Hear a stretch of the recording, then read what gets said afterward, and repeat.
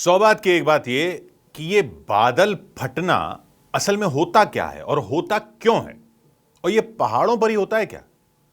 मतलब पब्लिक तो देखती है कि बादल आसमान में है, रूई जैसा लगता है, तो ये फट कैसे जाता है और उससे बाढ़ और तबाही कैसे आ जाती है, जैसे फिर उत्तरकाशी में आ गई है? तो पहले तो इसका टेक्निकल मामला समझ लीजिए।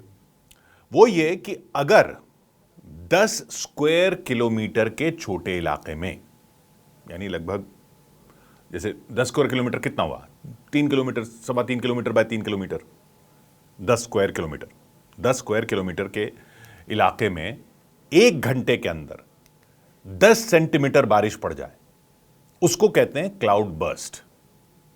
बादल फट गया। 10 स्क्वायर किलोमीटर, 1 घंटा और 10 सेंटीमीटर बारिश, यह तो हो गई परिभाषा।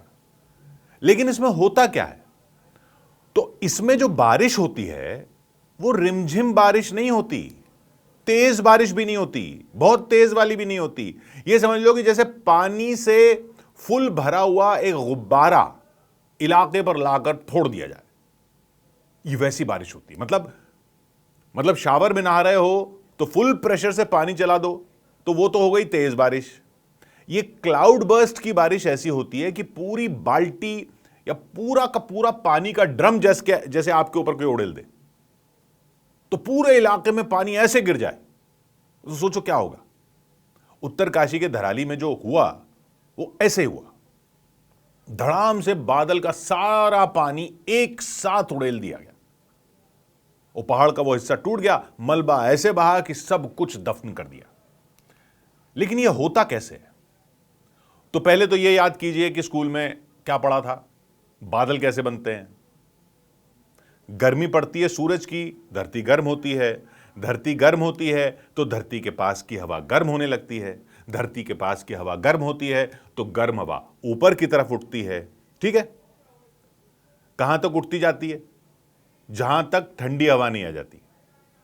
नीचे से गर्म हवा उठती उठती उठती ठंडी हवा से टकराती है। यह गर्म हवा ऐसे होती है जैसे भाप, स्टीम।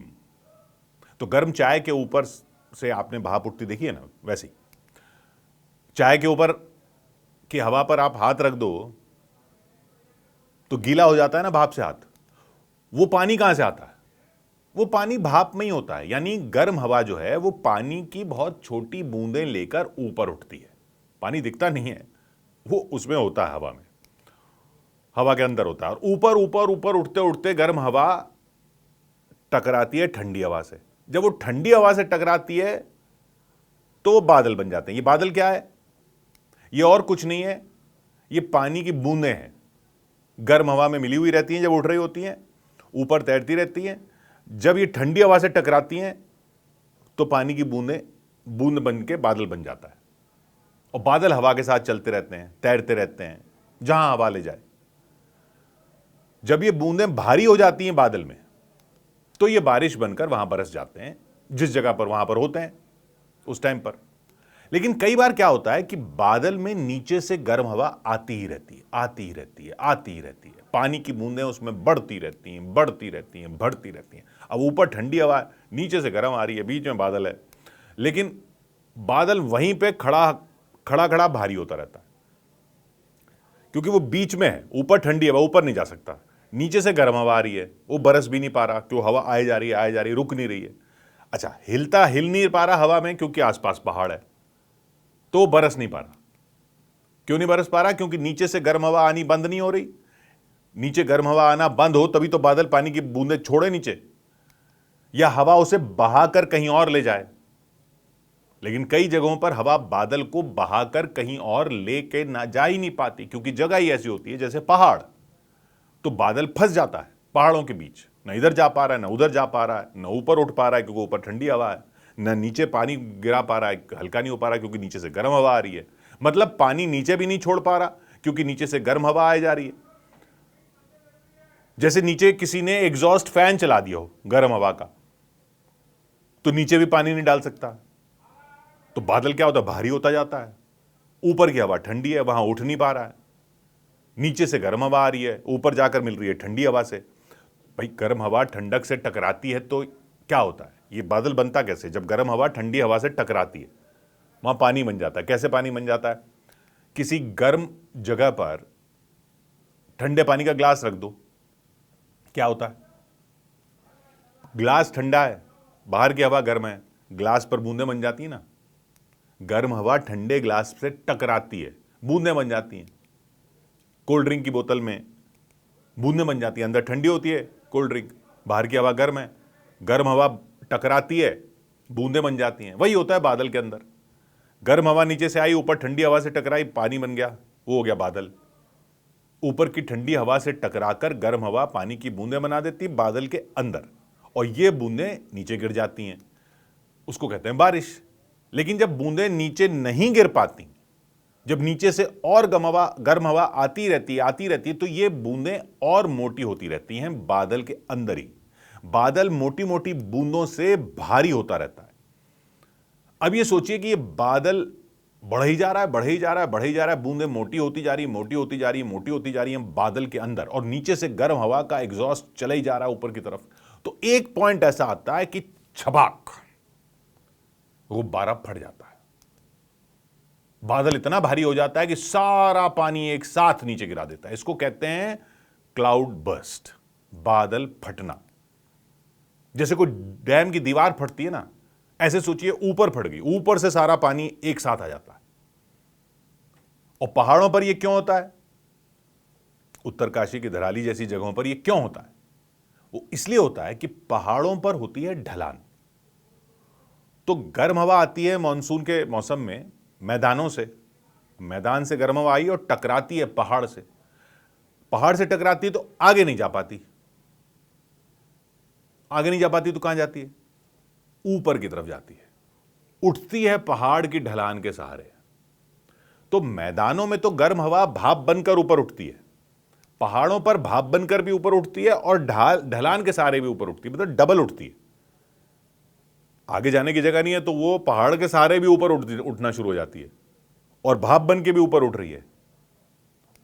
पहाड़ के सहारे भी ऊपर उठेगी तो वही ठंडी हवा से टकराती है और पानी की बूंदें बन जाती हैं। जैसे ठंडे पानी के ग्लास या कोल्ड ड्रिंक की बोतल पर गर्म हवा पड़ते ही बोतल के बाहर पानी की बूंदें बन जाती हैं, ऐसे ही पहाड़ के ऊपर ढलान के सहारे गर्म हवा ऊपर चढ़ती है तो ठंडी हवा से टकराती है तो पानी की बूंदें बन जाती हैं, बादल बन जाते हैं।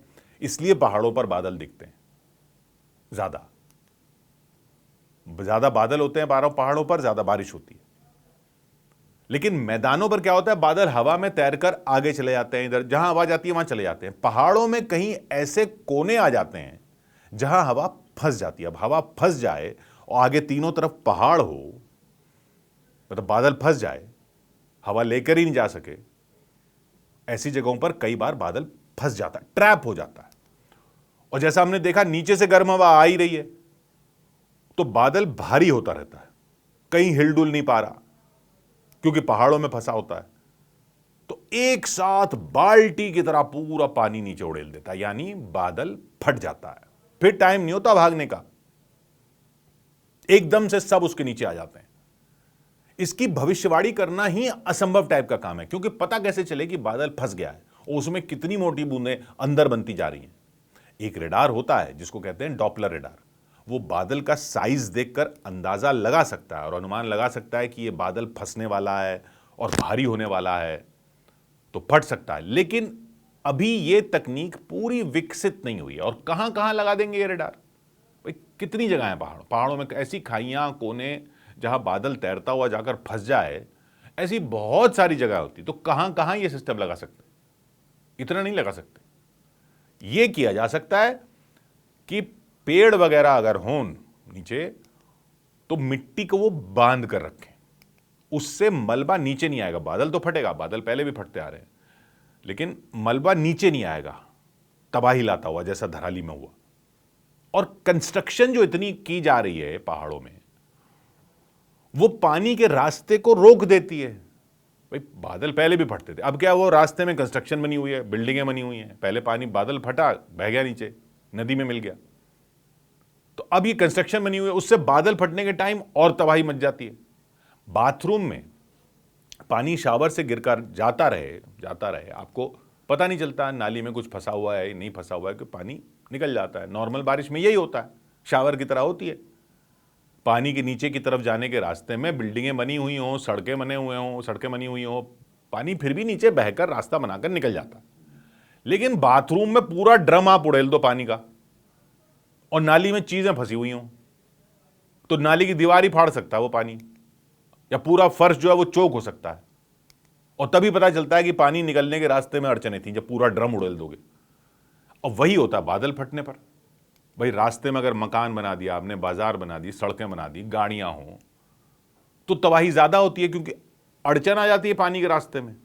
वही हो रहा है, और ये आजकल ज्यादा हो रहा है, या क्योंकि अब कंस्ट्रक्शन ज्यादा हो गई, मतलब बादल फटना ज्यादा हो रहा है, या कंस्ट्रक्शन ज्यादा हो गई है इसलिए तबाही ज्यादा होती है। क्योंकि बादल तो पहले भी फटते थे। तो दोनों बातें सही हैं, क्या बादल ज्यादा फट रहे हैं या कंस्ट्रक्शन की वजह से तबाही ज्यादा हो रही है। दोनों बातें इसलिए सही हैं क्योंकि आजकल बादल भी ज्यादा फट रहे हैं। वो क्यों? वो इसलिए, मतलब पहले के मुकाबले ज्यादा इसलिए फट रहे हैं बादल, क्योंकि ग्लोबल वार्मिंग बढ़ रही है। मतलब धरती पहले के मुकाबले ज्यादा गर्म हो रही है, तो नीचे से गर्म हवा ज्यादा जा रही है ऊपर, जो पहले उतनी नहीं जाती थी। इसके साथ अब पहाड़ों पर कंस्ट्रक्शन तो ज्यादा हो ही गया है, इसलिए तबाही भी ज्यादा दिखती है। तो डबल मार पड़ रही है। पेड़ काट दिए हैं, तीसरी मार, पेड़ काट दिए हैं जो मिट्टी को बांध कर रखते थे पहाड़ों की। मिट्टी लूज हो गई है, ढीली हो गई है, तो मलबा ज्यादा बहता है अगर बादल फटता है तो। भाई बादल पहले भी फटता था, अब गर्मी ज्यादा हो गई तो बादल ज्यादा फट रहा है।